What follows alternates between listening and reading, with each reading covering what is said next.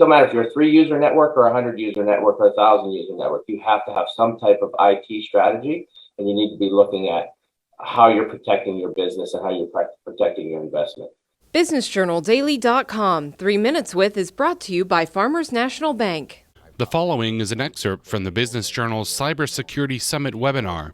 The summit tackled topics such as ransomware, system hacks, malware, data theft, insurance protection, and how businesses can prepare for a worst-case scenario.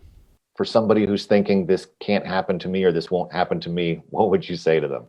Yeah, no, leading off with what Craig was talking about, for sure. The thing is, a lot of times I hear, well, we're too small, they're not going to go after us. The problem is they go after whoever has an open port to get into their network. If they could get in, and then they'll start figuring out, and like Craig said, they're in there usually for months, and they're snooping around, and they're figuring out who you talk to. So you see all this email fraud that's going on. So yeah, everybody's susceptible. At the end of the day, I think the important part is to have an IT strategy, and you have to have multiple layers because there is no one fix for preventing any of this stuff. So if you have technology, you have humans involved in it, there's always a chance that somebody's going to click on something because they've gotten really good with the social engineering of how to get into your network. So no matter how many times you tell people not to click on things, they've gotten very good to penetrate with bad actors into the environment. We're going back to Could you expand on that a little bit for just maybe somebody who doesn't know, kind of the term social engineering, what that means?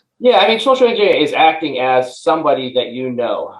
You see it all the time. Hey, your FedEx package is here. It looks like it's a package from FedEx. So you actually just ordered some from FedEx. So they click on it. It'll ask you for your username and password. It's not really coming from FedEx. And then, they type it in and nothing happens. And what happens is that they install malware by getting your credentials. They're into your system. They install a little piece of code that's now starting to track who you interact with.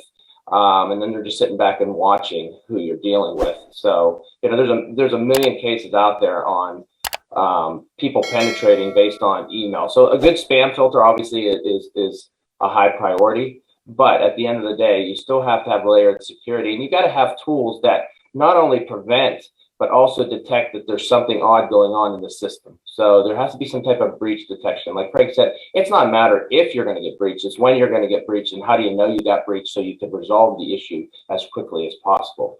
And also leading back to what Craig said, as far as manufacturing and other companies, anything that's on the network that's not part of your day-to-day, that doesn't need to get out of the internet, needs to be segmented off. So you get into manufacturing, and he's right, they get in there and they start, everything's tied to the network anymore. So you have to really look at segmenting off your backups so that there's only a one-way communication to your backups where it's able to, your backups pulling from your production and not the other way. So this way they can't penetrate your backups, because once they have your backups and they're in there and they start encrypting things, then that's when you're in trouble.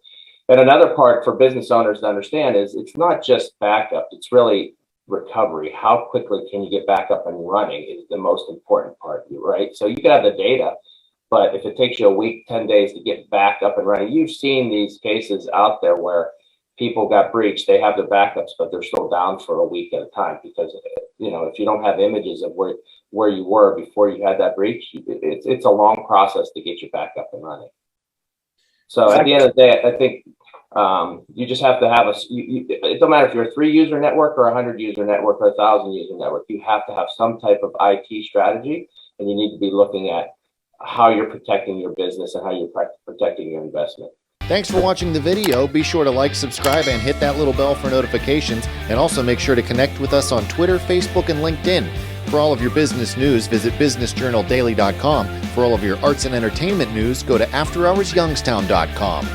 BusinessJournalDaily.com 3 Minutes With is brought to you by Farmers National Bank. I like a bank that's a pillar in my community. I like a bank so cutting edge, they have a lab branch. We are so alike. Well, we do both bank at Farmers National Bank. Farmers. Stand strong.